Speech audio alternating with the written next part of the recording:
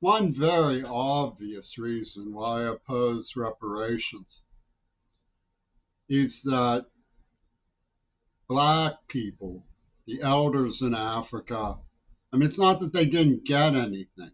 They got the release of Mandela, and Leapfrog promised them an upload in Pussyball tourney of a black installation wizard warrior, Barack Obama, in return for complicity in Operation Zell.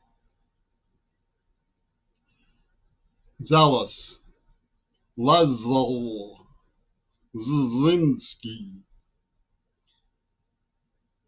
um, Tonio Pathis.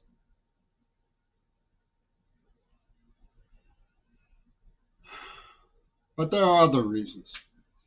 One of the reasons why America puts on theater, absurd theater, guerrilla theater, in a form of genocide.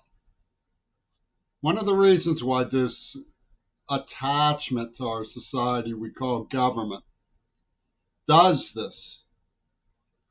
It's supposed to be helping us empower us to help our neighbors like Mexico and Central America. It's supposed to be empowering the people, keeping us healthy, keeping us fed, keeping us clean, keeping us sheltered, sustainable development. But it's too parasitic of a war machine to do that. One of the reasons why it promotes this absurd guerrilla theater, dropping 2,000-pound bombs on women and children in tents. I mean, America will never escape that.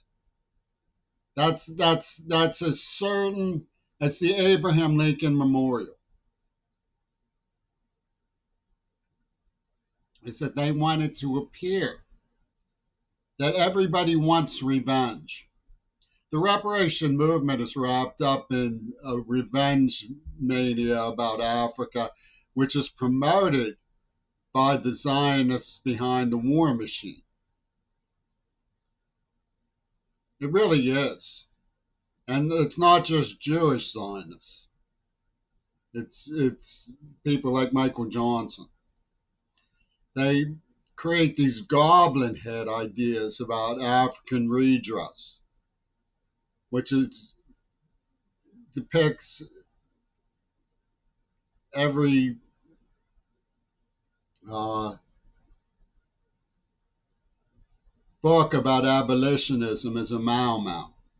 And they get these figureheads from the Clint Eastwood division of Reaganomics, like Angela Davis, to pout and say, but that's true, white liberal.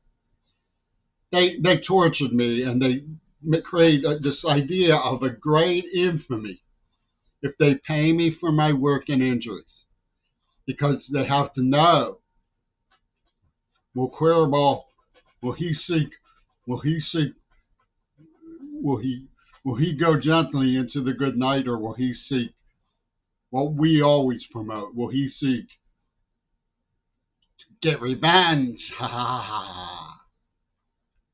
And so the idea of paying a deaf person who they tortured, who they used as a guinea pig for nerve agents, is boogie monstered with Mau Mau and genocide pornographer warriors, and fiendish penis envying uh, attack guilts, like Clint Eastwood. The womanly side of machoism. Oh, he got laid. Oh, we subjected him to successive degradations of the X motive. He should be a lonely heart all his own for 40 years. You know, the parochial snivel of the cure baits. What would I do? I would do what I am entitled to do. Be left alone. Freedom of association, I would document the obstacles to. And I would make the documents available as readily as possible. for peer review, peers of my own choosing. I wouldn't go out and stockpile weapons. If I had to get a bodyguard every time I went to the ATM, like most deaf people in Pittsburgh should be provided, it would be a very sad thing. Deaf people are regularly preyed upon by the rabid Attila the Huns of UW Dialectical in Pittsburgh Cantu Imaginary Theater of Showman Books. It's just common. It's not like I'm different than anybody else. Nelson Harrison, when I told him I was tortured as a child, said, "You're not special." Agreed. I mean, Deaf Jeannie has to be careful when she goes to the ATM. It's common. It's not unusual. It would be sad. But revenge, I'm not into that. If you consider documenting the truth, revenge, you've had your spinner beanie on. Everybody can hear it. Your spinner beanie is loud like a drone. It grows louder. It grows louder.